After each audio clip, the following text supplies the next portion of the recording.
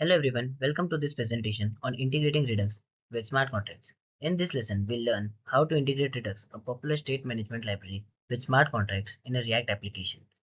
This integration allows us to centralize our application state and seamlessly integrate with the Ethereum blockchain. Let's dive right in. So, let's discuss why to integrate the Redux with smart contracts. It gives us several key benefits, such as centralized state management. Redux simplifies this process of updating the application state in response to blockchain events. Simplified state updates.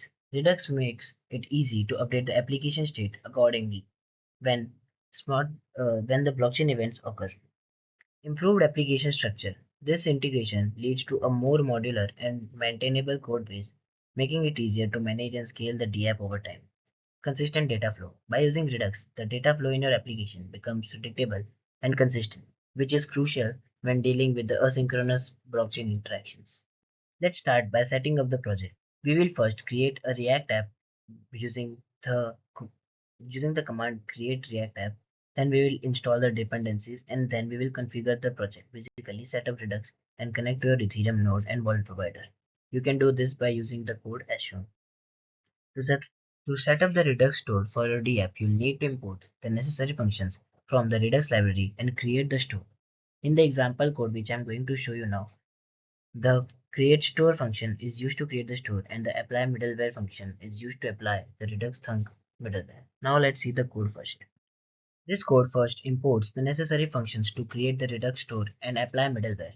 Then it imports thunk middleware, which allows us to write action creators that returns function instead of actions. Then it imports the root reducer, which combines all the individual reducers. After that, this creates the Redux store using the root reducer and applies the thunk middleware. And finally, it exports the created stores for use in our React application. Connect your Redux store to your React application using the provided component. Here's an example of how you would set up the provided component in your main index.js file. This code first imports the React library, then it imports React DOM for rendering React components. Then it imports the provided component which makes the Redux store available to the rest of the app. Then the /app imports the main app component, then it imports the Redux store we created earlier. And then finally, it renders the app component wrapped in the provided component, which passes down the Redux store to the rest of the app. Actions define the changes that can be made to your application state. For example, to fetch the balance of an Ethereum account, this is the code we can use. This code first defines an action creator function named fetchBalance that takes an account as a parameter and returns an asynchronous function. Then the next line uses web3.js to fetch the balance of the specified Ethereum account.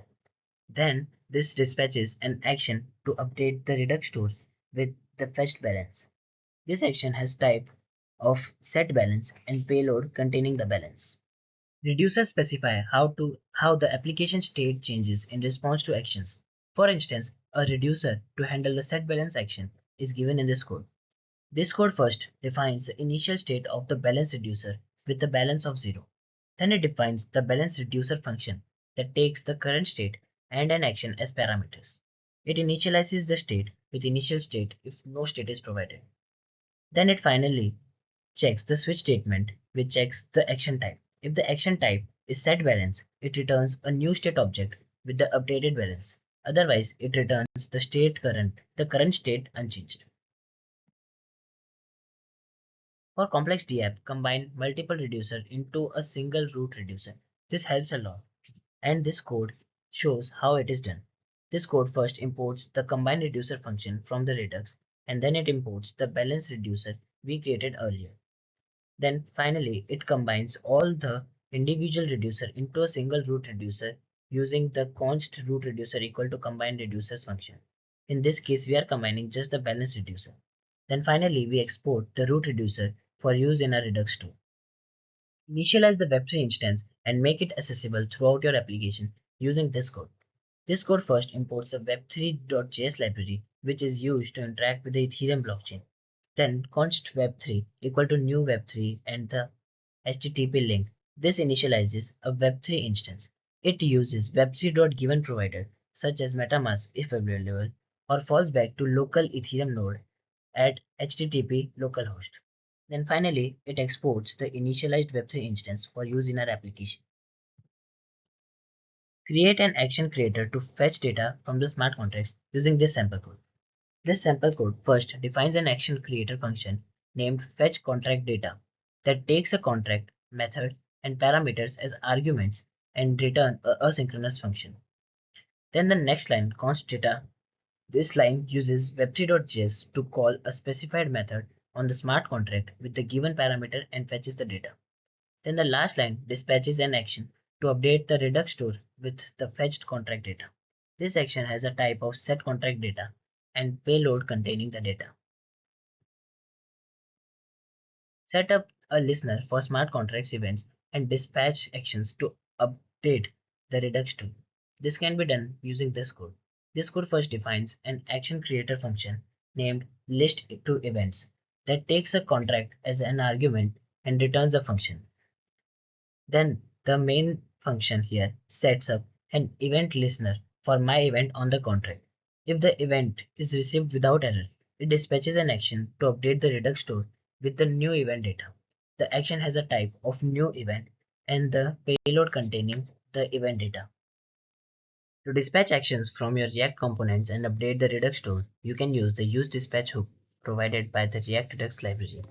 Let's see the code how to do this.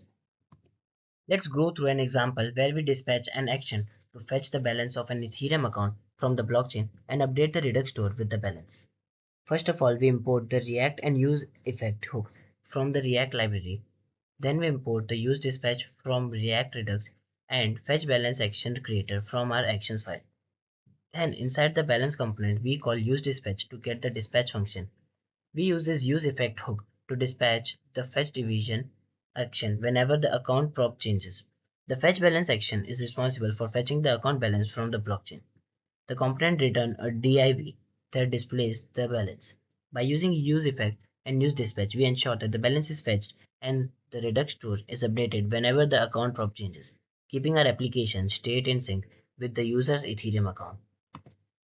Next, let's discuss how to access the state managed by the Redux store within our React components using the useSelector hook. The useSelector hook allows us to extract the data from the Redux store state. It accepts a selector function as an argument, which is used to select the part of the state that we need. Here's a code example demonstrating the use of useSelector.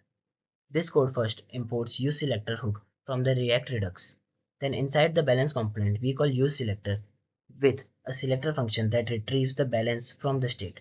And then the component returns a div that displays the balance. By separating the state management from component logic, we achieve a cleaner and more maintainable code base. Now we will see an example of the code which will demonstrate how to fetch and display an Ethereum account balance using Redux and web3.js library. The account balance component leverages the useDispatch and useSelector hooks provided by the React Redux library. Now let's see the code. Let's see a complete example of how to fetch and display an Ethereum account balance using Redux and web3.js library. This code first imports React and useEffect hook from the React library. It then imports useDispatch from the React Redux and fetchBalance action creator from our actions file. Then we define a functional component, account balance, that takes account as a prop. Then we useDispatch to get the dispatch function and useSelector to get the balance from the Redux stage. We use the useEffect hook to dispatch the fetchBalance action whenever the account prop changes. The component returns a div that displays the balance. This example demonstrates how to integrate Redux and webc.js to manage and display Ethereum account balances in a React application by using the useDispatch and useSelector hooks.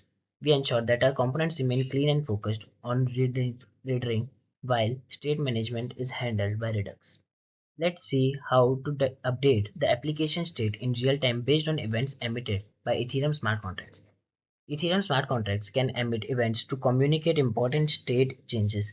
We can listen for these events and update the Redux store accordingly to keep our application state in sync with the blockchain. Here's the example of the code. This code again imports some libraries, some hook, and some action creator, and then It defines a functional component event listener that takes contract as a prop. Then we use useDispatch to get the dispatch function, and we use the useEffect hook to dispatch the listen to events action whenever the contract prop changes. The listen to events action creator sets up a listener for specific events emitted by the smart contract. When an event is detected, it dispatches an action to update the Redux store with the event details. This approach ensures that our DApp remains responsive and up to date with the latest blockchain site and providing a seamless user experience. Handling transactions in a Redux powered DApp involves creating an action creator to send transaction and handle the transaction receipt. Here's the example of the code. This code first defines the send transaction action creator that takes an account, to, and amount as parameters. We use the web3.eth.send transaction method from the web3.js library to send a transaction from the specified account to the to address with the given amount. Once the transaction is submitted, we dispatch a transaction receipt action with the transaction receipt as the payload. The transaction logic within a Redux action ensures that the process of sending Ethereum transactions is centralized and easy to manage across the DApp. This approach also allows us to handle asynchronous operations such as waiting for the transaction to be mined without cluttering and other React components with complex logic. When handling transactions, it's important to display the details of those transactions to users. Here's how we can access and display the transaction receipt from the Redux store. In this code, we first import React and useSelector hook from the React Redux. Inside the transaction receipt component, we call useSelector to get the transaction receipt from the Redux state. Then, if a transaction receipt is available, the component displays the transaction hash, otherwise it returns null. This component keeps user informed about the status and defines and details of their Ethereum transactions, providing a clear record of completed transactions. Error handling is a crucial aspect of any application, especially when dealing with blockchain interactions. Let's look at how we can handle errors in Redux actions. In this example, the fetch balance action creator attempts to fetch the balance of the given account. If the fetch operation is successful, it dispatches a fetch balance success action with the balance as the payload. If an error occurs, it catches the error and dispatches a fetch balance error action with the error as payload. By handling errors within our Redux actions, we ensure that our application can gracefully manage failures and provide useful feedbacks to users. This is an example application structure. First of all, organize your Redux related code into a separate directories for action and reducer. Then group your React components into a dedicated directory, making it simpler to manage. And then centralize your Redux store configuration in a dedicated file such as store.js. And then your web3.js setup and interaction in a separate file like web3.js. To wrap up our discussion on Redux integration in a React app, let's summarize the best practices. First, separation of concerns, then centralized state management, then the efficient data fetching, then real-time updates, and then error handling. By following these best practices, you can create a scalable and maintainable DApp that provides a seamless and responsive user experience.